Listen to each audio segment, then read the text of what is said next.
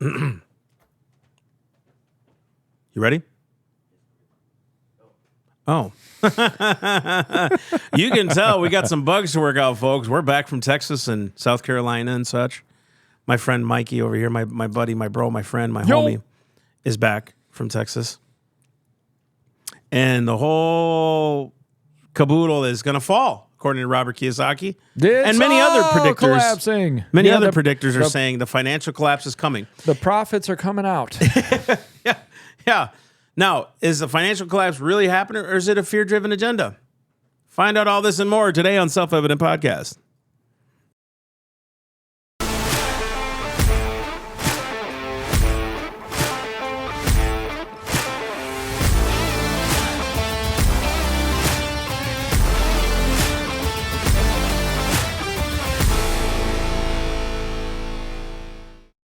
Butt crack over here. Oh, I said that live? Yeah. Well, guys, welcome to Self-Evident Podcast. I was actually talking about my chin. I was like, I'm kind of getting a jawline now. I'm losing some weight, y'all. You'll see some before and afters here. But I got the little pooch right here we got to work on, right? Guys, you got Massey. You got almost Mike. I'm around. He's around. But we have a lot to talk about today. Guys, thank you so much for tuning in. Guys, go on theselfevidenttruth.com. Find out more information about what we're doing, who we are, and all of our touring. Guys, can I just say, we just got back from Texas, huh, boys? We just got back from Tejas and South Carolina. Now, going out there with the TTP group, the True Texas Project, we were out there also with doing some conferencing. And there was a church we did on a Saturday night. I didn't think it wasn't a church service. It was at a church called the Lone Star Church in Corsicana, Texas. And I'll tell you what, boy, them guys know how to pray. Tell you what. Amen. And it was awesome. So we're going to be back out there for another 2 weeks in September. So we'll give you some more information as those dates come out. If you have requested the slides, they will come to you. Don't worry. We don't forget those things. If you're new to the podcast, thank you so much for tuning in. You maybe have heard of us at an event, or maybe you just, maybe through the grapevine, maybe on, as what they call X or Facebook, or many other places like YouTube's and the Facey Spaces and the like he says. All the great things. All the great things. Thank you so much for tuning in, guys. We got so much to cover. We also have a blog site post that we're going to be adding more content to on the selfevidenttruth.com. Guys, if you want to financially support this ministry, which we depend on that, it's a nonprofit and we're a ministry, please go do that. You guys can become a torchbearer. They can also give to text or text to give, right? What is that? Give to text and text to give and give to text. Yeah. You're not on. All right, so you're going to text the word GIVE to 772-242-0299. That is 772-242-0299. Text the word GIVE to donate. Right. Nice. Starting in August, we have a massive announcement coming from Self-Evident, and it's going to be really, really cool. And we want you guys to be a part of it. So the month of August is going to be huge for us to launch into September. So we'll have an announcement here very soon, and the whole month is going to be dedicated to us launching more in September. So look out for that. It's going to be great. Now we're talking about, is it going to collapse, Mike? Is it all going to go down the pot? We're live right now, so please comment down below. What do you think right now? Please, let's just open the door here. Do you think a financial collapse is coming? Many prophets have predicted it. People have had words about it for years. That a financial collapse is coming. I'm not saying it's not coming. I'm saying, what are the signs and the indicators that we can actually put our foot down on and say, hey, now, a financial collapse can happen anytime. We'll just throw this out there. It can happen. We go to war, financial collapse. It's going to happen, especially at a high inflation rate. An inflation rate that it's at right now. The interest rates, the low buying power right now. Yes, we get into a war, bro. Yeah. And Paul and I were talking about this. China goes to war. Russia goes to war. And we're involved in it.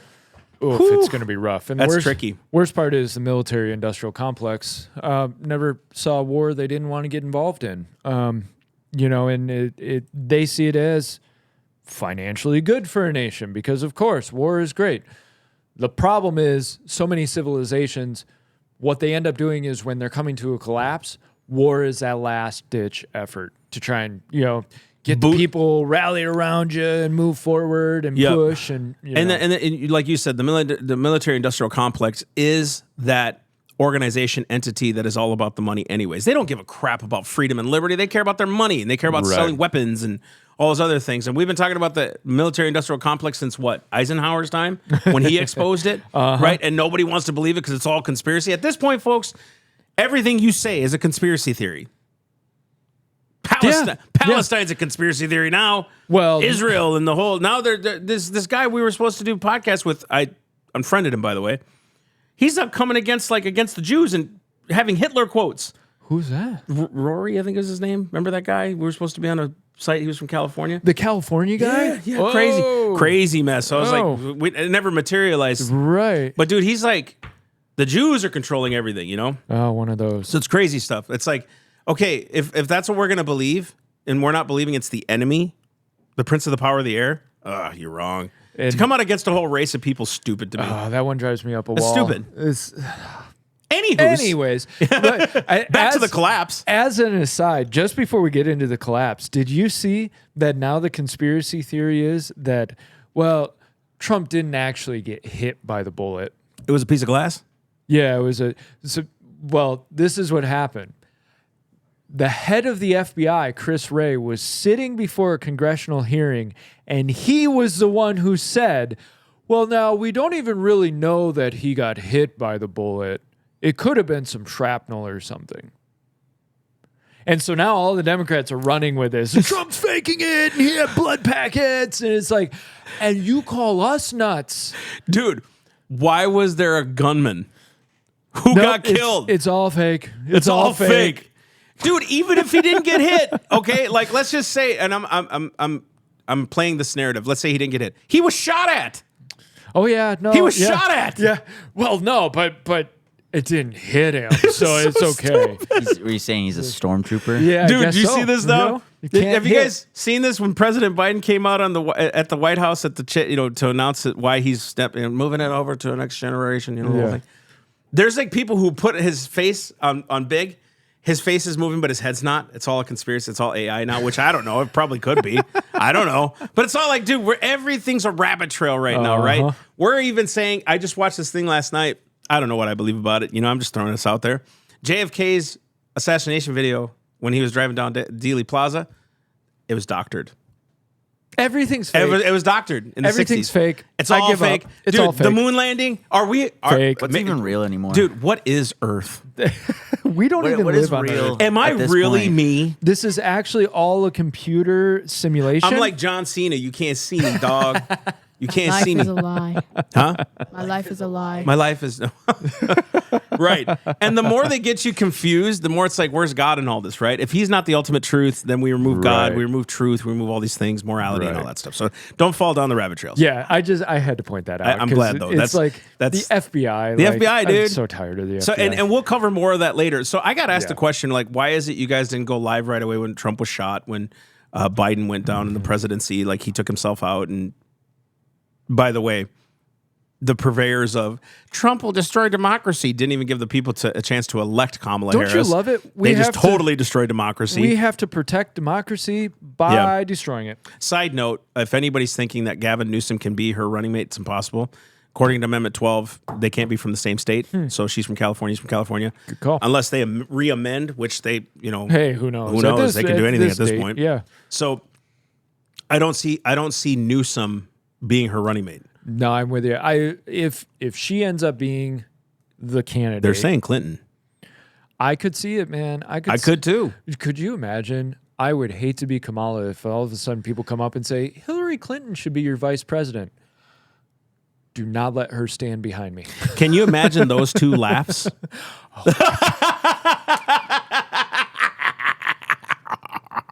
You imagine? Yeah, the cackle birds just be out there just cackling the whole time. That's gonna be funny. We should get audio clips of both of them Yep. laughing and just put it all over each other. And before you say that we're too much in this, we don't care. We're just gonna keep doing what we're doing here because we're supposed to. Now, again, forgive us for not going live on those things. And let me get back to the point. Why don't we go live with these things? Because we typically wait about 7 days before we release anything because not all the truth is out. Not every bit of information's out. And the problem is everybody wants to be first instead of truthful. And so we just want to make sure that we're truthful in everything that we deliver to you so that we're not caught with our, Right. I was going to say something weird, pants down. But we're not caught off guard, right? Yeah. So and it's important to us to try and get the facts right. And every once in a while we slip up and we get something wrong, but our goal we've really admitted is, it. Yeah, our goal really is to try and get you the facts and get you Yeah. as accurate as possible of a picture, because we know, hey, you guys are looking for the real answer. You're not just looking for the bias. And if you are looking for the bias, well, you're probably not listening to us anyways. So let's get into this, because I think this is, I want you to know, I truly spent hours on this. guys, before we continue, like and subscribe. Yes, please. Our subscribers are growing. It's the way to monetize this ministry as well. We want this podcast to monetize, so we're not, you know what I mean? It's just an extra where you don't have to donate. Your subscriptions help us get the deal. So, and that's the easiest thing, is just share. yep. Share, Share, like, share subscribe. it now. Helps us. What are you doing? Do it. Share. Do it now. Do it. What are you doing? What are you doing? Press share. Maybe Arnold Schwarzenegger will be her vice president. Okay. That sucked. It's all good. That's we just move on. Terrible. Sorry, guys. So obviously this always happens, right? It's not just this moment. There are plenty of moments where people will say it's all collapsing. I mean, for the past 5 years, we've heard there's going to be a famine, at some point in the fall. This happens every year. And there's plenty of times where people are saying economic collapse 2024. But the funny thing is, people have said economic collapse 2023, economic collapse 2022, economic collapse 2021. And so people are going to throw this stuff out there. And Massey had actually sent me a video of Robert Kiyosaki talking about we're going to have a collapse in 24 or 25. And I found another video of him in 2023 claiming that March of 2024 was when the big collapse was coming. And as soon as somebody gives you a date, it's kind of like, okay, I see where we're going. And I don't even not respect Robert Kiyosaki, but I think sometimes these people, they're so far in their own methods, their own thought process, that they see signals and they go, it's a warning signal, it's all going to collapse. And other people have pointed to like Warren Buffett, and they talk about how he's sitting on a bunch of cash right now, like $180 billion in cash. And he tends to do that right before big events. So everybody's, no, it's going to happen. And if you got something. No, I was just thinking about it because when I was reading your maps, because I've been doing a lot of this homework on some of these talkers, and dude, everybody's doom and gloomer. It's like there's no difference between them and a lot of these people who predict doom and gloom on the Christian side. Right. Really, really, it's like, and what I'm seeing more and more, bro, I started saying this at our events, I'm actually pulling away from the doctrine of everybody's an idolater right now of the political system. What I'm actually starting to say is they just don't understand the political system. So they're doing good. Naturally. So when we don't understand the economic side, we think collapse. We don't understand finances. Like you go talk to many different sources, a Paul or anybody else who actually understands somewhat of these things. There's like, no, you're not seeing this factor, this factor, this factor. We're seeing trends. Now, I will say Kiyosaki, according to him, he says this has been the longest uptrend we've had in economies. Like typically every 4 years, 5 years, you see this dip in a correction in pricing and all these other things. Whereas now it's been 11, 12 years of just a steady growth in our economy. That should alert people. And it's like, okay, of course I start talking to other economists that I know or whatever. And they're like, yeah, but you're not factoring the fact that it's been propped up by the federal government. So you're not you're not. Which then brings all these other questions. Right. And to your point exactly, there's this thing called quantitative easing. And it's basically where the federal government gets more dollar bills printed and they put that cash supply into the economy. And this upward trend has been fed by this system. And this has been an argument for a long time. Now, people will say it's automatically going to collapse the dollar right away problem. Japan has been doing this for, 50 years now. Now, they're kind of a zombie economy. A lot of people talk about, yes, they haven't had a massive collapse. And I'm not saying that a massive collapse couldn't come. I'm not saying that at all.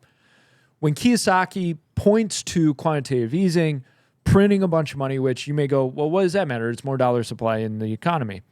Here's the prevailing thought.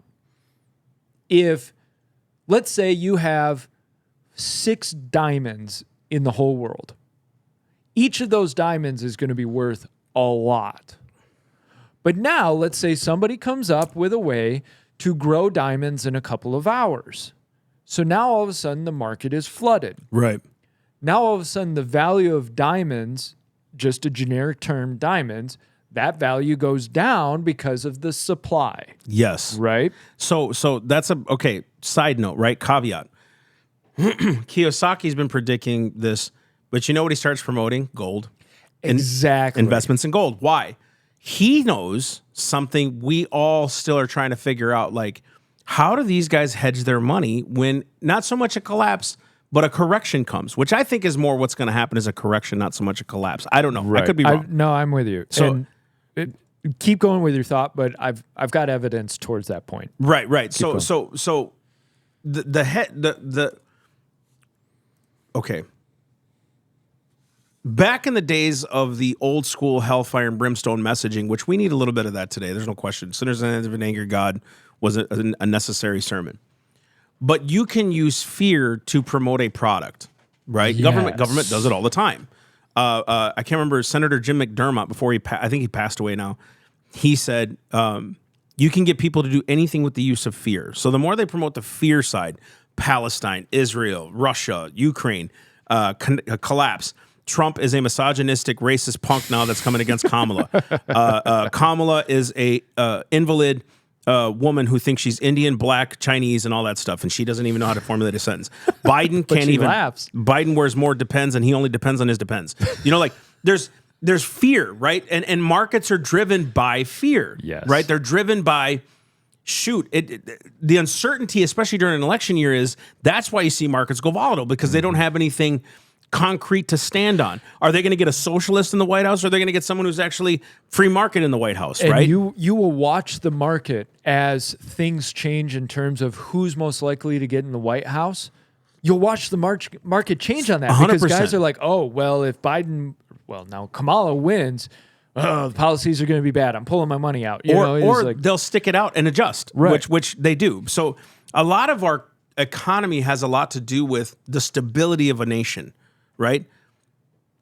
I'm just going to throw this out there. Do you think this talk of collapse is happening because you see these paid actors that are coming to these little events, like the Free Palestine events, and they are paid because they're coming in the bus loads? Bust in. There's Yeah, videos there's of them bus getting loads. bust in. They're getting, and I don't care if you call me, just call me what you want. I don't care at this point.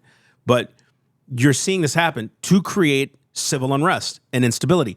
Washington, D.C. now has a bunch of marshals on the ground. They want martial law. Yeah. It's a way to control and to stop the elections. Yeah. It is. It's a way. You can call me nuts, but you're hearing pings of martial law. Martial law truly means they run now.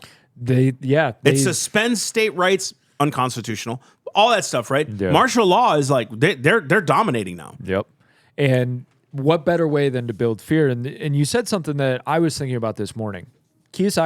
He pushes gold, right? Gold's the best hedge. Silver's the best hedge. Your immediate question should be, why?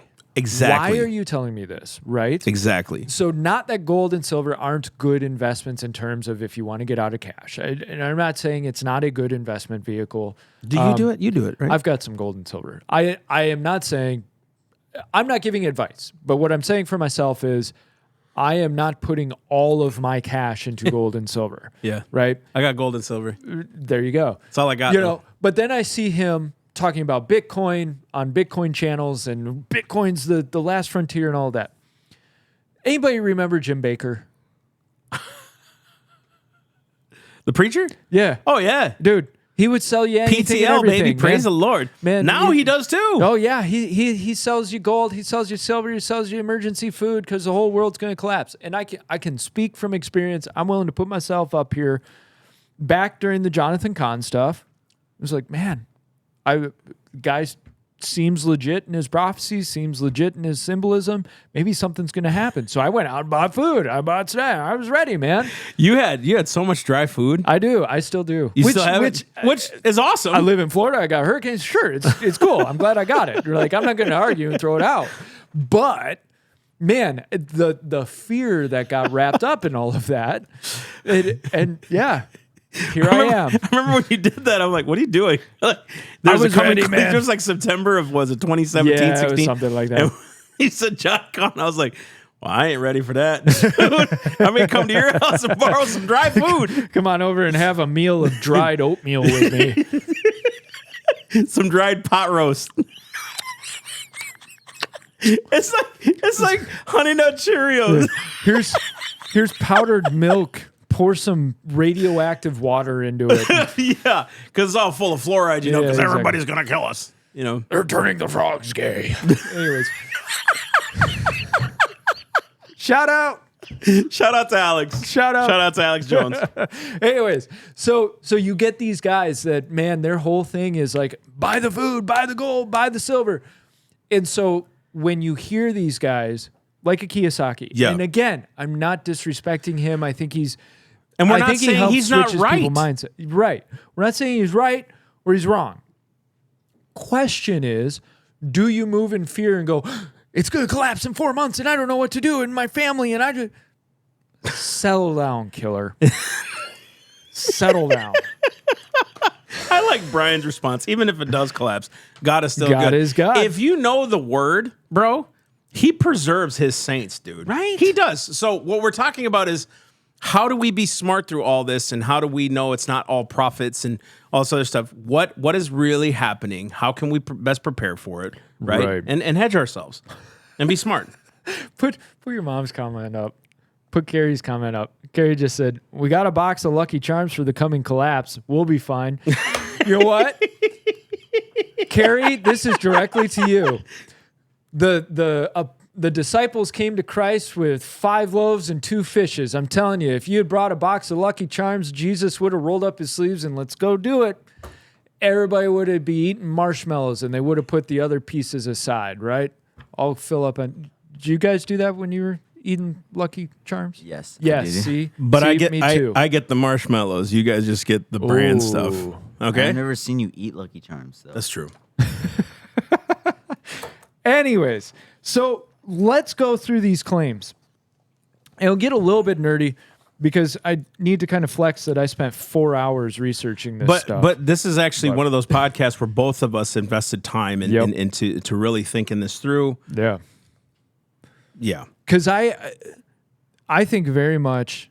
oh, my Facebook froze for some reason. Because it's Facebook, dude. I'm really wondering if because we said Jones or something it froze. Anyways, so what I wanted to do was, can I find some red flag, massive indicator that the market is going to collapse? Because if we look back at 2007, 2008, guess what we saw? Mortgages.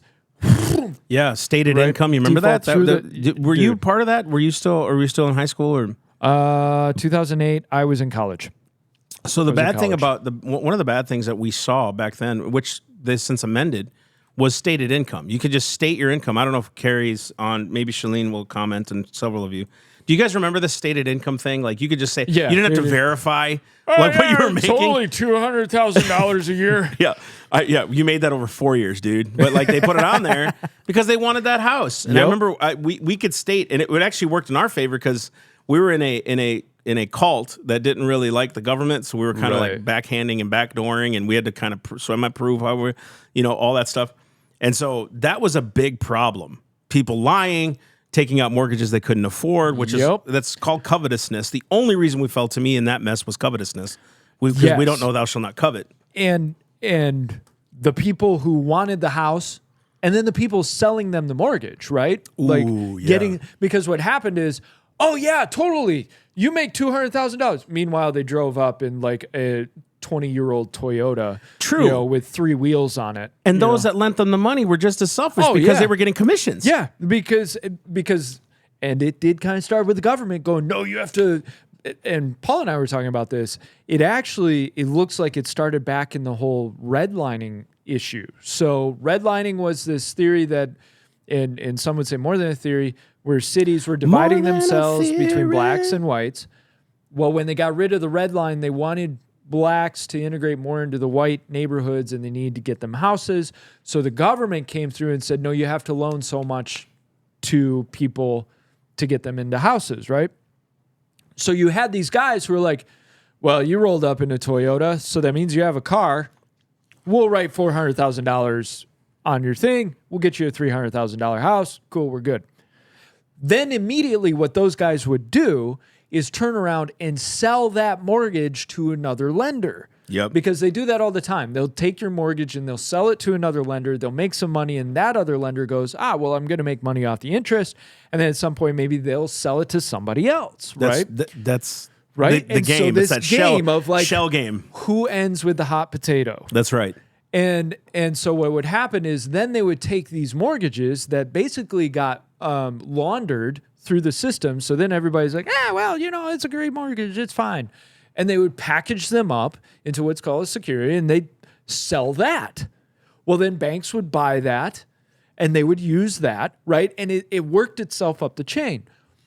What they didn't think about was what happens when all these people who lied on their forms and all these mortgages start defaulting. And so what happened is everybody defaulted, which made the packaging of those mortgages worthless. And so then everybody lost all of their money because they had so much invested in what were called junk bonds or high yield bonds, right? Their bonds are basically like, hey, put your money in this and you're going to make interest rate off this. Well, those collapsed because they're all made of crap. It was and then lipstick on a pig. Quite an ugly pig if you think about it, because it was all built on sticks. You know what I mean? The pig was anemic at best, right? To even put lipstick on it. Right. But one of the weird things that happened during that time was the government then comes in and goes, we're going to subsidize it all. Mm-hmm. That's how they knew they could. I'm telling you, they knew they'd get away with it when they said the government, FDIC, will just come in and subsidize. Yep, we'll cover stuff. And we'll cushion. Now, you only cushioned 80%, and we just wrote the rest of it off and threw it on a national. Essentially, what we did is throw it on a national debt, print more money, make that thing happen, right? But that little bit of that pig that got eaten up destroyed an entire economy. Mm-hmm. Remember, GM was going under, Ford was going. Yeah, well, it dragged everybody down because the banks, so many corporations and businesses and everything, they rely on the banks to give them funding, capital, and the banks rely on the loans and the interest. And if people aren't paying their loans and their interest, and the banks don't have the money to give out, and so then businesses dry up with their capital. Right. It's a incestuous mess that happens. Yeah. And Daniel's saying we realize that. Go ahead and say it. Daniel said, everyone bundles and sells mortgages. People buy them for long-term investments. True, but after the mortgage crash, after this whole crash, they started reducing the percentage of mortgages in terms of high yield bonds. And so this was part of my research yesterday, because I went down a rabbit hole of like, what are some indicators going on? What's going on in terms of defaults and all that? Now, what I found is, and I'm going to kind of just quick go through what I found. Corporations, credit is tightening, which means corporations are having a harder time getting loans, right? Yep. So what are the corporations doing? They're trying to find other ways to get cash flow, to get capital. High yield bonds, aka junk bonds, which is what caused the whole issue up the chain last time, they're pouring more money into those. So we immediately, it's like, okay, that's a warning sign. Now, when I looked into it, the high percentage of high yield bonds are no longer made of a majority of mortgages. They've kind of scraped that stuff out because it was such a problem. What they're using now is a more diversified or split up portfolio. They're using auto loans, they're using commercial loans, they're using student loans, they're using credit card receivables. Do you notice it's debt? So debt has value. What they're saying is, well, this debt, when it gets paid off, it's going to pay interest, so therefore it has more value than just the principal of the debt. So, hey, this is a valuable product we can sell you. And so I went through and I was like, okay, are any of these indicators, and I got through this the back way because I was looking at specific specific areas, and I got through this the back way, but I just said, okay, I'm going to look at default rates of auto, of corporate loans, all of that. Which can we just comment even on the default? Yeah. We have a friend who's in the auto business, and there's a lot of these small shops that are closing. Yeah. People aren't buying. They're holding on to their money. So it's an easy indicator to say, okay, it's going to collapse. Why are we doing this? Well, first off, they can't afford it anymore. Right. They can't. You can't afford buying cars and selling cars no more. You know what I mean? Now, let's just pray for our friends who are in the auto industry that God will protect them and keep them and all that stuff and hold on. But it's easy to see these indicators to say collapse. Right. And this is something that I ran across, and it gave me new perspective. Just because there's an indicator of a downturn does not mean a collapse. So what they'll do is they'll tell you, oh, there's this indicator and this dropped so much, or this went out a certain standard deviation, and that's a sign of. And be skeptical of that process, right? Be skeptical of that, because when I went through, because I had the same thought about auto loans, so I had done a specific query on Exhaustive. like where's auto loans, used cars sales, new car sales, all of that. That market it's not in its healthiest state. And auto loan default rate, I searched, so I went back 20 years. I excluded 2020 through 2022, but I went back 20 years and I found the median default rate for all of these, but auto loans as an example. And then I found the current default rate and how many standard deviations it is outside the norm. So auto loans, they were 4 standard deviations outside, which we go, okay, yeah, that's a major signal. Pause. Corporate default rate, that was, I think, 7 standard deviations outside the norm. Student loans were 7, and kind of multiple deviations. I did find commercial real estate, which a lot of people are talking about, like the buildings in New York, they're just empty, right? And what I found in commercial real estate as far as the default rate, it looks to be 22 standard deviations outside the norm. And I was reading something today of banks are in an issue because smaller banks, well, and it's funny because you'd go, well, the banks are all in trouble. Actually, right before the collapse, 13% of banks were considered problematic, right? They were rated 2 stars or under, and they were in trouble. They were overexposed in certain ways. Today, it's about 1.3% because they've upped the standards, the regulations, how much they can have on hand, their portfolio, and all that. However, community banks seem to be less exposed to who they would be the ones more at risk. They're less exposed to commercial real estate. The bigger banks are more exposed to commercial real estate, but they have a bigger size to be able to handle this, right? Got it. So while commercial real estate, yes, it is a red flash indicator in a way, there seems to be some leveling out that the banks are able to do. Why do you say this, Mike? Because it sounds like you're back to square one. Yes, because what I'm saying is, yes, there can be some indicators, but that doesn't mean that everything's going to collapse because guess what? The commercial real estate is 22 standard deviations outside. You want to know what mortgage rate default was at that time? Which I looked and I searched it and I compared it to the previous 20 years for it. 109 standard deviations. Whoa. So if if we're looking at red flag indicators, 109 standard deviations, that's massive. So let me ask you a question, sure. because this is a question I had. Maybe some of you have, and if you have questions, please write them down below. Like, what is a standard deviation point? What does that mean? And by all means, I am no expert. So if somebody else has something else that they see that we're not seeing, please, by all means, put it in there. But I think the question can be asked though: is this a reaction to 2020 and 2022? Those 2 years is what we're seeing, a reaction to the halting of an entire global economy. Even if it was for a month, that's an upsetting thing. You had food out there that had to get reestablished because it went bad in ships and carts and cratons and crates and things like that. You had the auto market that was importing and exporting that stopped immediately. Mm-hmm. Lumber, you have. I mean, I can't even think the little products we use every day. I mean, some of our stuff we get from China was also on boats too. So there was all these like you disrupted. Even for that little blip of an economy, Right. is this a response, what we're seeing because of that, right? Right. And I am no expert, but I think so. I think the waves from 2020 in the whole pandemic, those waves are going to be felt, I think, for years to come. Again, non-expert opinion, but especially in the commercial real estate market, you can't help but say that is a direct result because guess what happens? Everybody was told go be remote. So then businesses, they adjusted their business model to, well, most of our people can be remote and we can make this work. So we don't need commercial real estate. So we don't need commercial real estate. And then you look at the real estate market in New York and it's outrageous, right?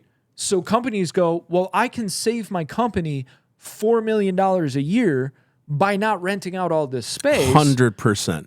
Which then affects the furniture industry because you're not furnishing these commercial real estate businesses with the furniture they need. Right. Then it affects the auto industry because people can stay home. They can Uber, they can Amazon, they can do all those things. So you don't really need 2 cars anymore. You can get along with one. Right. Right. So you're disrupting entire economies by just one act of saying stay home. Right. Exactly. And so Shalene just asked, what is a standard deviation?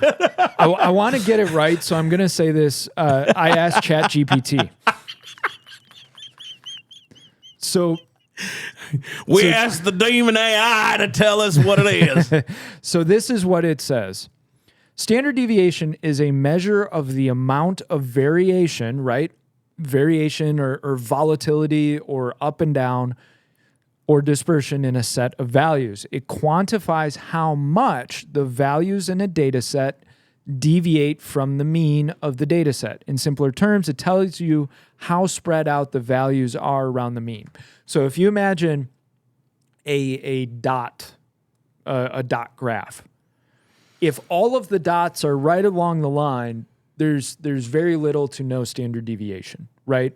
So it basically takes this number and goes, okay, what is the percentage of outside that normal line? Right. Right. How far is So the that acceptable spread? level, how far are we off or up? Right. Like, down or right. up? Exactly. Got it. How far are we outside of the norm? So on this? so where are we at now in the commercial industry? It's about 20 points down, but during the collapse it was at 100. Yeah. So it was like the normal rate of default, and if I dig through my stuff, I can find the exact numbers. But the normal rate of default over a 20-year span was such and such. At the collapse, it was 109 standard deviations. So that meant it was this massive percentage off the normal line.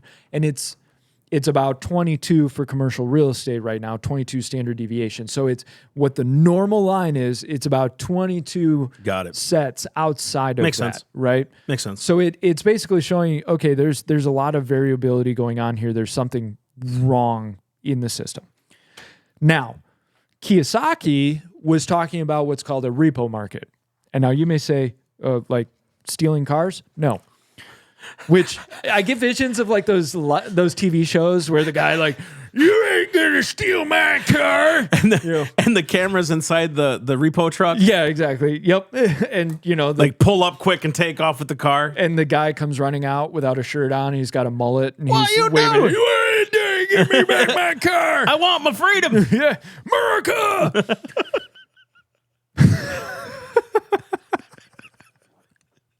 Not that type of repo. So the repo market is called the repurchase agreement market. And Kiyosaki was saying the repo market, it's way out of hand. This marketplace allows banks to borrow money quickly and cheaply when they need cash. It's basically them borrowing money from each other. So basically they pledge an asset, right? Let's say somebody's mortgage. They pledge an asset to another bank. That bank gives them cash. Yep. It's one of the, and they do daily trades on this. It's one of the ways they can zero out their books. They can work on their books and get their books where they want them. And then basically it trades right back the next day. The repo market currently is at about 2.5 trillion daily, 2.5 to 3 trillion daily. So Kiyosaki was saying this is way out of hand. Again, at the great collapse of 2008, the repo market was working at 5 trillion plus daily. So again, it's like, and I emailed my brother who he's high up in finance and He's kind of an advisor, right? He's on financial. He's a vice president of his whole department. Oh, So and he what's his name? He Want to donate? right. He actually just got a promotion too, but he's a whiz at all of this stuff. So I emailed him all of my research, and I'll let you know if what he gets back to me. But I'm like, what am I missing? I said because I get the doom and gloomers, and Kiyosaki says the repo market and all of that, and I'm hoping my brother will come back and say, well, maybe this is what he's seeing. I don't see it. Now, there was a flash in the repo market a couple of months ago, half a year ago, something like that. That's all I could find. So this is what I'm telling you is when you get these people who come out and they say, oh, the commercial real estate market, it's going to collapse. Now, Buffett himself said, yeah, there's issues in the commercial real estate market. He did not come out and say, the whole thing's going to collapse. It's going to drag the whole thing down. Who would know better than him, right? I mean, right. Now, they brought up he's sitting on a lot of cash. I want to get back to this because this is kind of the origin, right? People have noticed when the market is about to take a downturn, Buffett was sitting on a good amount of cash. Buffett, this is how he invests. So when you think of investors, day traders, you think somebody picking a stock and, I think it'll go up, click. Okay, sell. Buffett, think of him as a guy who is buying ownership in a company. So when he buys stock in Apple, he loves the big stocks. Apple, GE, Coca-Cola, Bank of America. When he buys it, he very much views, am I purchasing ownership in a company that I believe will do well over the long term? They have good fundamentals. They have good quality. They're a good business. And then he just rides them, and he builds his portfolio that way. Got it. So when he pulls money out, and he even said this last time, he's like, look, there's just, and he knows how powerful his word is. And that's where it's like, be careful of these really big voices. Like Jim Cramer has, allegedly, I should say, has tanked companies because of what he said on his short, call me Biden, show. Are you resigning, President Biden? Every person listening went, what? It was a glitch in the Matrix, guys. It's all conspiracy. Where's the black cat? He's all AI. So Buffett recognizes his word can tank markets. So he's very careful what he says. Basically what he said was, well, we're sitting on a lot of money right now because we just don't see companies that we want to invest in, aka companies are overvalued. If there's a red indicator in all of this, yes. So again, nerd talk. There is what's called a Buffett indicator. And I did more research on this. Buffett indicator is basically you take the value of all of the stocks in America, which is running at about 55 trillion right now. You take the GDP and you divide them, so you get a percentage.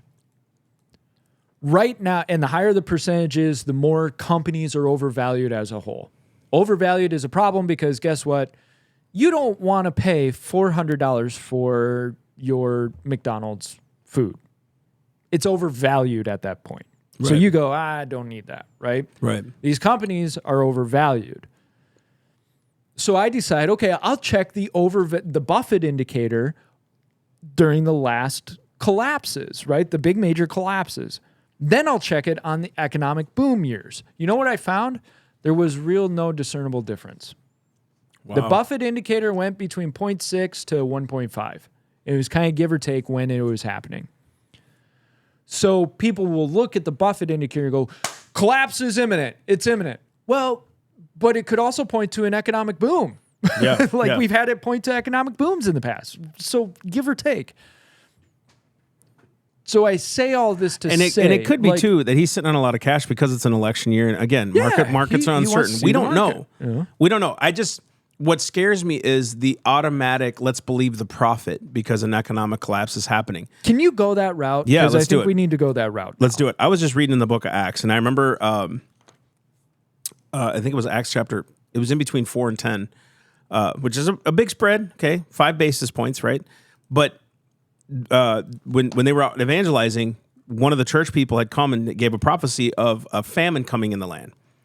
And when the famine came in the land, when they heard this, they were all moved in the spirit. The Bible says that they all gave what they could and gave it to the church where Peter and them were to distribute to the people because a famine was coming. We've been hearing about financial collapse. I'm not kidding, since at least for me, I'm 40 now. And so about 1985, 1986, my mom's been telling me a big financial collapse is coming. Isn't it funny that No.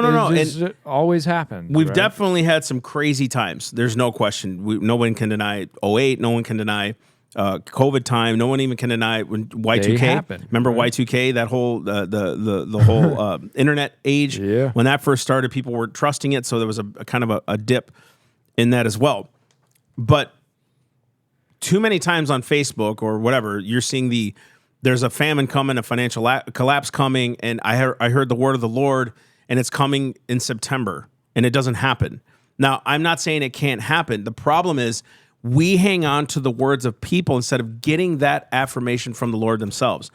What I'm saying is this. I look at Scripture and go, those people who gave those predictions were trusted by the church. Are you listening to people who aren't trusted and they're just on Facebook saying these things because they call themselves a prophet? Who's their backing? Who's promoted them to the office? Who's recognized them as the office of prophet? Right? And have they established a series of discernible, objective prophecies that have come true? And they didn't come out with a video 2 weeks after the event happened and said, dude, I totally dreamed this. I totally have this in my notebook and I totally saw it. I'm totally awesome.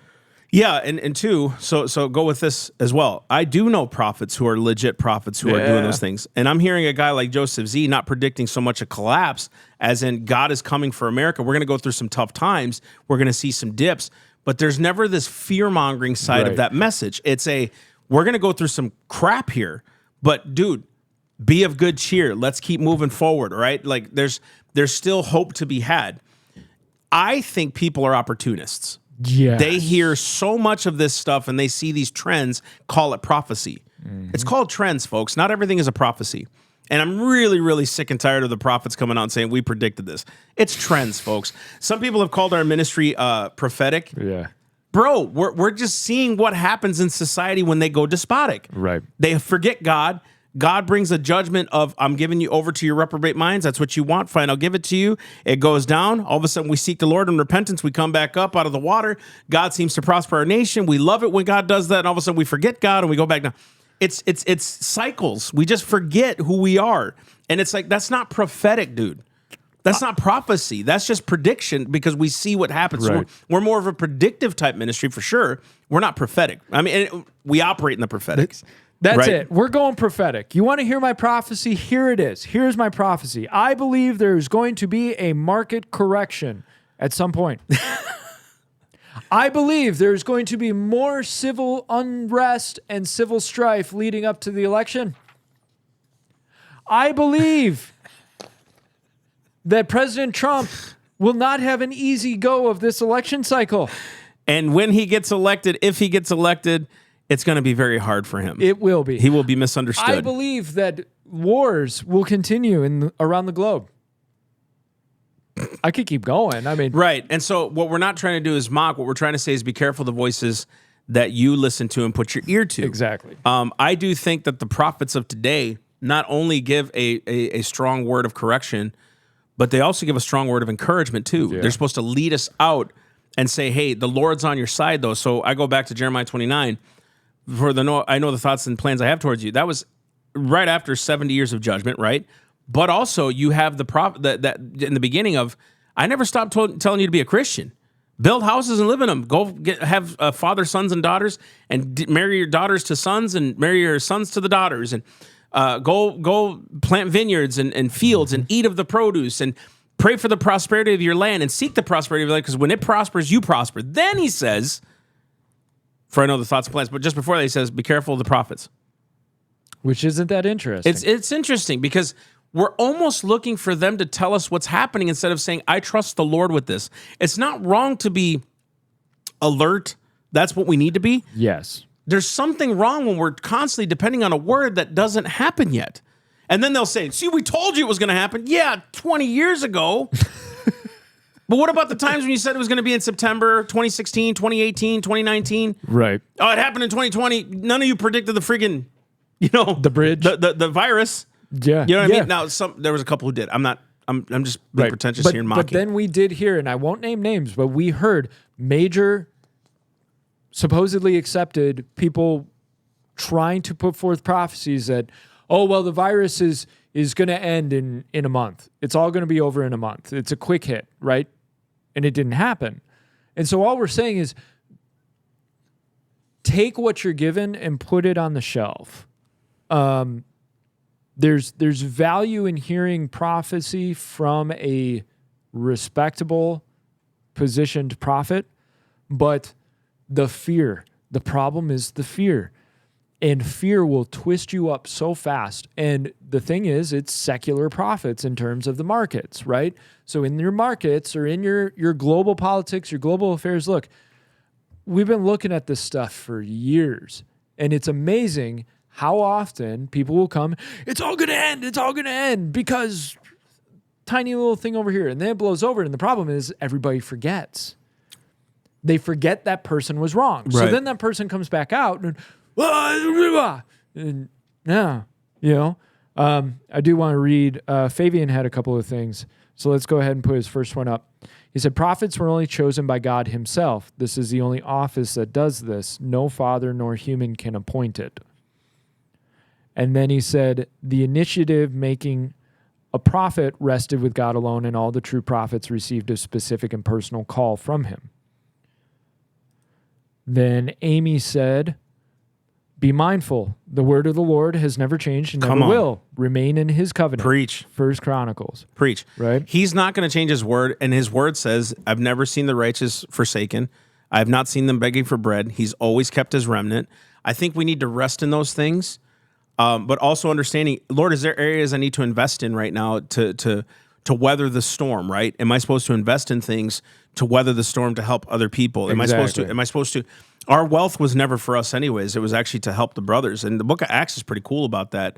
You're seeing that happen a lot. And these liberal lefters like, that's socialism. No, it's called benevolence, folks. Right. That's not socialism. That wasn't forced on them. The Holy Spirit led them to do it. That's called benevolence. It's called love. Read the fruit of the Spirit and read 1 Corinthians 13. They were giving from a heart of love, a heart of joy. They were cheerful in doing it. They weren't forced by the government to give to these things, okay? So knock this crap off of socialism. That's not Christ, and Christ would never force people. If he's going to force people to believe in him, there's no need for the Holy Spirit. It's not a religion at that point. It's a cult, okay? So quit it. It's a joke. So when we're talking about this, and I think it's really cool because you got this whole thing too about the Roman financial crisis. Oh yeah, and we need to go in this real quick. Go for it. In 33 AD. Now I'm doing a lot of homework on 1st and 2nd century church. We've been talking about it. We will do eventually on a Monday. Remember, Fridays are governmental stuff. Mondays are the more spiritual side, discipleship side. Wednesdays we're going to turn into more of the, and it's coming soon, interview. We want to do more interviews with people that are awesome, by the way.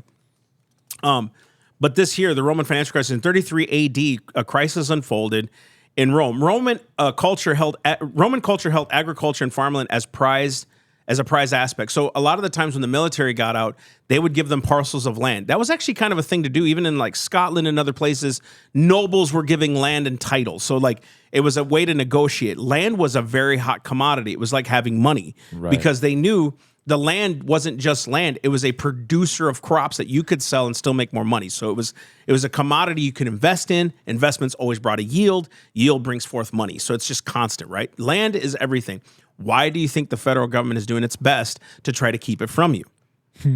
Think about it. Land is everything. Possession of property is one of the biggest things, the first things in Genesis that God gave to Adam. Go to the land and subdue it. It's yours. Good. So land is important in any believer's life, any person's life. It's an ownership. It's a thing. It's something I'm over, right? So the money flowing in Rome had been decreasing since loans were being made inside the empire. What was happening was the lower interest rates were happening, so we're kind of just developing this. They weren't really attracting outside things, they were more inside. Well, how many loans can you actually develop inside? You only need so many to keep an economy going for interior. The purpose of states is, like Texas, Elon is shifting his whole California mess over to Texas, right? Well, Texas is about to get a boost of taxes they'd never seen before, right? Coming from the outside. Coming from the outside. The entire purpose of keeping your state clean, efficient, making sure. Now, it's tricky because the border's kind of screwed up right now, but they'll fix all that. Right. Abbott's doing his best right now, as best he can. I'm not for him. He's just doing his best, right, with what he has right now. So they're moving. The state then is attracting outside investors, outside people to come into Texas and use that property. So Texas's property is very, very important. Yep. You know what that does to the rest of the state? Prices go up. Economies go up. Businesses will be built around SpaceX.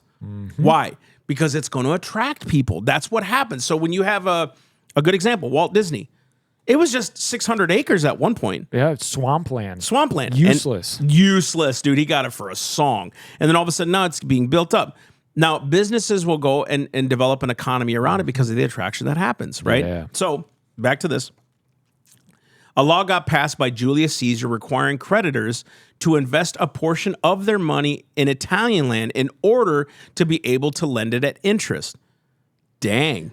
Right. Explain. And in that, and I'm glad you brought up trade, global trade, they were investing in shipping and transportation, right? So ships yeah, go they were out to other huge with places, that. right?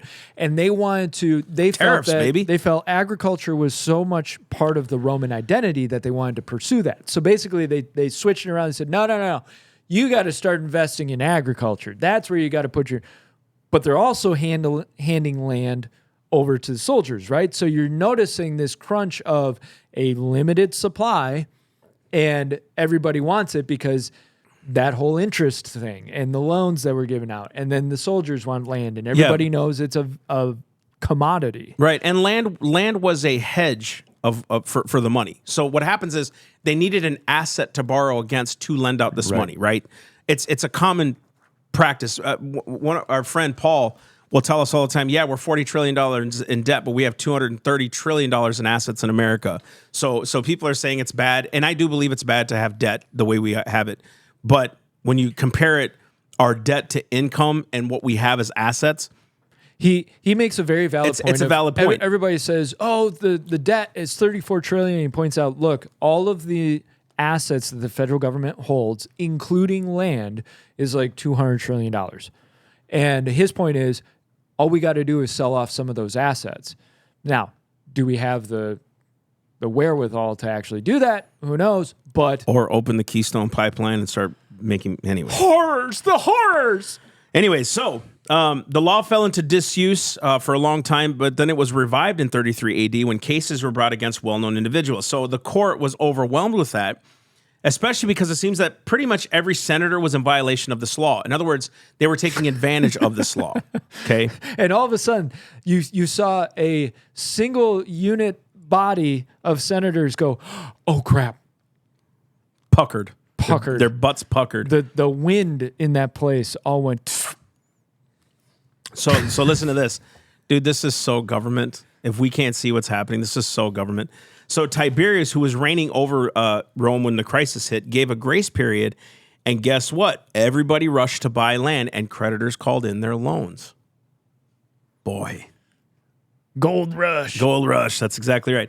This hit a bunch of people who were in debt, and it was the worst. It was worse because the Senate passed a resolution saying creditors had to invest 2/3 of their capital into Italian land, and debtors had to pay back that same amount to their creditors or to their loans that they had. So it was this. It really, what happens is in these kind of economies, the rich get richer, the poor get poorer. We end up losing, but the rich get richer. So it's all the senators and stuff. Yep. You're seeing that kind of happen now, right? And to your point, what they told the rich was, okay, now we're narrowing the focus of how you can make your money. So of course, what they do, okay, I'm going to make my money then. I've got to protect my wealth. So then they look at the guy who owes them money. You're like, you better pay me back now so I can go protect my wealth in this narrow strip of assets that the government has told me I'm supposed to pour my money into, right? So as soon as the government goes, no, you stay in here, it builds this competition between the rich and the poor. That's exactly it. So Creditors required the entire loans, and debtors were obliged to pay the full amount. And if they couldn't, goodbye land. Right? That's how this worked. They just ended up swallowing land like crazy because who could pay that back? Debtors tried to sell their lands, which flooded the markets and drove prices down. Sound familiar? Except in our case, interest rates were so low, prices could go up because of the demand. The problem is you sold your house. Now you're buying another house at a high rate and a high price. So it's so stupid because it in some sense, you're like, yes, I'm getting the value for my home. And then you're like, oh, crap, I got to put that. Now I'm paying 30% more on another house. It just. You know what's interesting to that? I just thought about this. We've got a friend who they built their house. They were in it for, I don't know, maybe a year.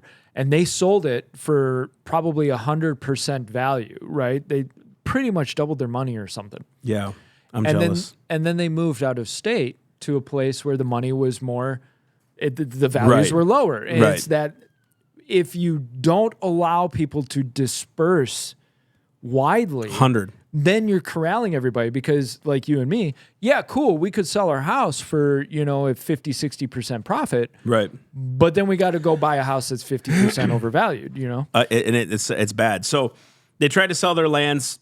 Obviously, lands got swallowed up by loans and banks and obviously the Senate because they were all in cahoots with it. Senate tried to prop up land values, but this forced many to sell their properties. Creditors held on to their cash and waited for land prices to drop. Sound familiar, Warren Buffett? But to the bottom before buying up land, the shortage of credit drove up interest rates. So we're seeing now what's happening, though, the difference between them and now is the Federal Reserve is controlling the interest rates. They think what they're doing is smart, which the Federal Reserve, we all know, is no more federal than FedEx. Did you know that's the original name, Federal Express? So do you remember that in the 80s, the Federal Express? They're no more federal than the Federal Express. We Nixon took us off the entirety of the gold standard, and it ruined our dollar. Now we're just printing, and we just believe $20 is $20. It's no longer $20. It's just what we believe now. That's why, going to the grocery store. Many of you know this. You can put 5 items in a bag. It's $100. You're like, what the flip?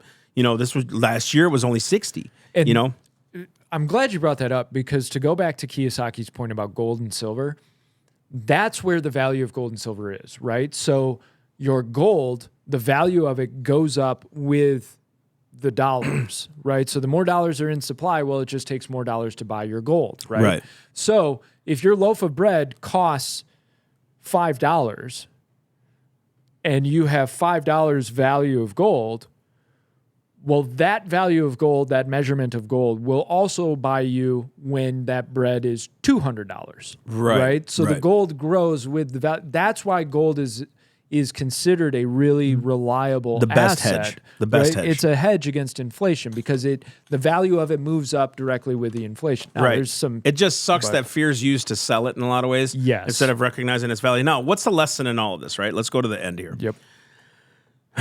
If you're always keeping your eyes on markets and trends, we all kind of fall into this trap, right?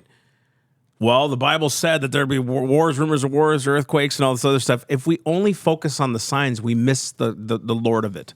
If we only focus on, oh, did you see that earthquake? We knew it was coming, but you were sitting there only worried about the earthquake and not worried about souls. Right. You weren't worried about how can I help my neighbor, right? So you're warning him about an economic collapse, or you're warning him about his soul before Jesus. I think that's the biggest problem we see with a lot of these fear-mongering tactics. Robert Kiyosaki and them, just shooting straight with you, they're worried about money. Yeah. Right? Yeah. When I'm in God's economy, he owns the cattle on 1,000 hills, not me. I don't do it. Like, Lord, I'm ignorant to the financial side. Can anybody agree with me? I'm as ignorant as everybody else to the financial economic side of the nation, how economics works. I just want to go work, raise my family and kids, and and do well, and buy my wife a nice little necklace every now and then. That's my goal. Now, you're worth more than that, babe. What's that song? I had the best of intentions. What's his name? What's his name? He's got the long hair. Travis Tritt. I like that song. But even prophets that come out and say there's an economic collapse coming soon, they've been doing this forever. You know what I mean? And it's almost an easy prediction to make. Yeah. Right? It's easy. Barely anybody remembers if you do and you're wrong, and everybody remembers if you did and you're right. Right. And it's a lot to take in. And what it all boils down to is this: do other people have your emotions within their control? Dang. I just said this to a group of kids. Emotions are great companions, but terrible leaders. Terrible leaders. And are we making decisions based on emotions? Are you making investments based on emotions? Are you pulling out of markets based on emotions? If you're truly led of the Spirit, he will tell you what to do, and you know what to do with your money. You know how to, right? And he seems to prosper those that just allow him to move in it. You know what I mean? Do they have control over you using fear and expert talk in order to get you to do something? And dude, by their expert talk, are they controlling the economy? Like you said, one word from Warren Buffett, boom, tanks companies.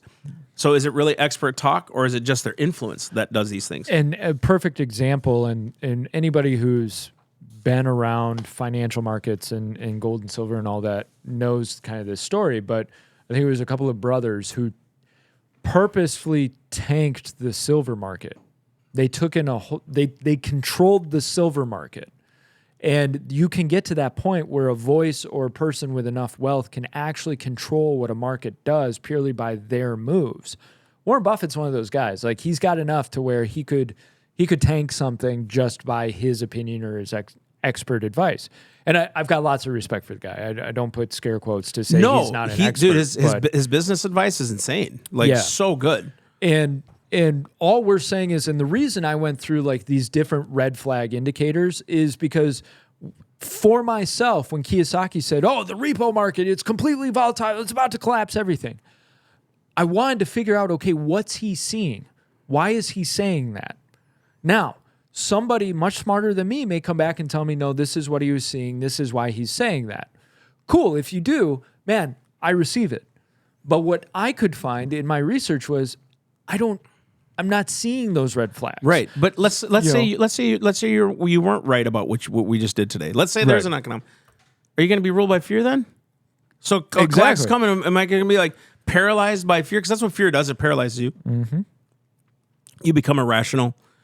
You lash out. You become irritable, depressed, and none of that is in the fruit of the Spirit. None of what I listed is a fruit of the Spirit. Right. None of it. And so I almost feel like the gospel of self-preservation that has been preached for so long, that debt is being called in right now. That's a good way to put it. So it's not about self-preservation. The gospel, the true gospel, is giving your life away. Yeah. He that loses his life for my sake shall find it. So it's like, you said it here. Could an economic collapse? Yes. We all know. If war pops, yes, it could totally happen. Could you imagine the market tanks tomorrow? Why do we do this?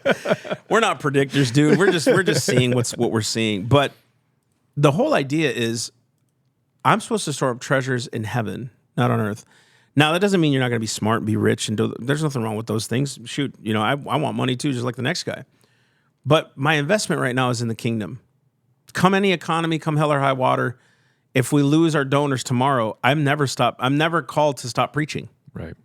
I got to figure out a way to go get it done. Can we? Yeah. I want to talk about what you and I talked about on the phone yesterday. And somebody pointed this out to me. I thought this was great. And then we'll round it out. I know we're running long, but you guys are still here, so we love you. Praise the Lord. So pass the anger. Yeah, exactly. The parable of the talents. And I've thought about this one over and over for years. Master gives 10 to 1, 5 to 1, 1 to 1. Yeah. 10 and 5 go out, they're using their talents, they're growing things. The one with the one talent goes and buries it. Master comes back, and the servant looks at the master and says, well, I knew you were a hard man, reaping where you did not sow, so I hid this. And the master goes, you knew I was a hard man, reaping where I didn't sow. Why didn't you at least put the talent in the bank where it could have grown interest? And you know what's interesting is the guy took the talent. He didn't just put it in his pocket. He didn't just put it in the wall. He buried it in a field as though he's misapplying the talent, like purposefully. Yeah. Like, bro, he didn't give you a bushel of wheat. He gave you a coin. Why put it in the ground? Thank you. Thank you. Because he thought by putting it into the ground, it's going to grow.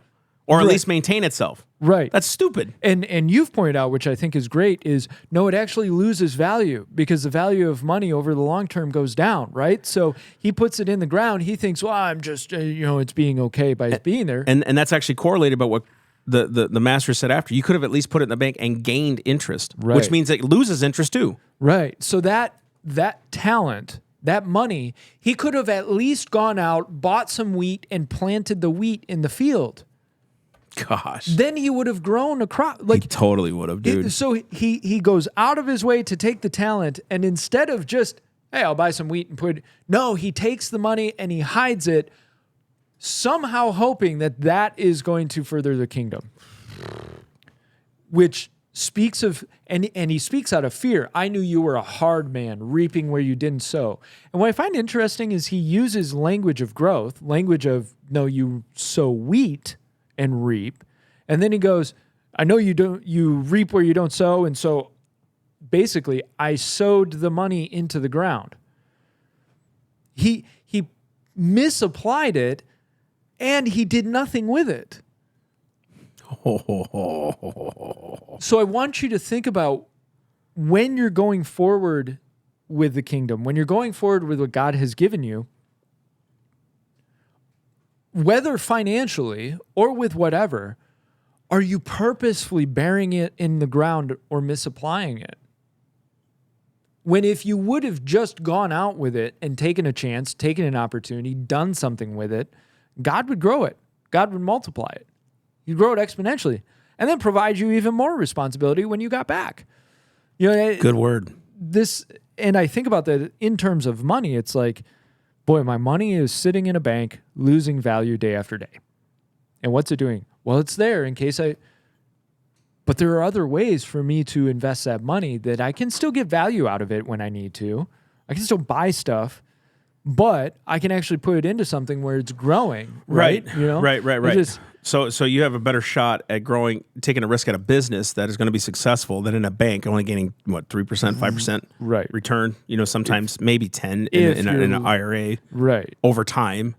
Right. If you're lucky. If you're lucky. Yeah. Yeah. And so really it's like who has your future in his hands. And ultimately, like, we fight on earth to go do God's will, bring the kingdom of heaven on earth, right? But y'all, we know our time is short. We know that one day we could die. And really, did we do everything to glorify God or glorify fear? I think that's really the question. Did we glorify fear or glorify God? Did we promote people to more fear and told them to go buy products? Or did we say, no, sell everything you have and give it to Jesus, right? Like, go purchase that field that has the pearl of great price. You know what I mean? Like, I'm not saying sell your fields to give to I'm not saying that. What I'm saying is, spiritually, aren't we supposed to do that? Like, are we giving in more to fear? Oh my gosh, if the election goes one way or the other, our nation's gonna die. Well, it's like, I guess what? Nations come and nations go, and the word of the Lord still remains. Charles Spurgeon's quote always comes to me. He says, in the darkest of ages, Christ has had a church, and if darker times shall come, Christ will still have his church. It's like, I can't concern myself. Now, will it be crazy and hard and my kids have to suffer? And yes, we're going to have to go through some things. But I also see, too, the goodness of God in it all. Like, maybe God is exposing things for us to see, not because we should have fear, but that we should do something about it. Maybe if we weren't so covetous as a nation, we wouldn't see economics as a sign of Christ's return or anything like that, but we would see the signs of heaven as Christ's return. Ooh. So, like, let's just take a moment, pray, say to yourself, Lord, am I really in your will here? Or am I living out of fear? Amen. And if you guys are economists and you guys are like, you guys are stupid, hey, we welcome that. We know we're stupid. Please. We're just saying yes to everything, right? We'll do whatever. Come have a conversation and tell me what you see. Matter of fact, I would love to hear it. We'd love to have you on the podcast, bro. Yeah. Oh, we lost it. My microphone. Hey, the microphone went out. Is it there? Hello? There we go. That was weird. So anyways, we love you. Go to theselfevidenttruth.com. Find out more information about what we're doing, why the heck we do it, and let us come to your town. Let's indoctrinate you with the truth. And there it goes. All right.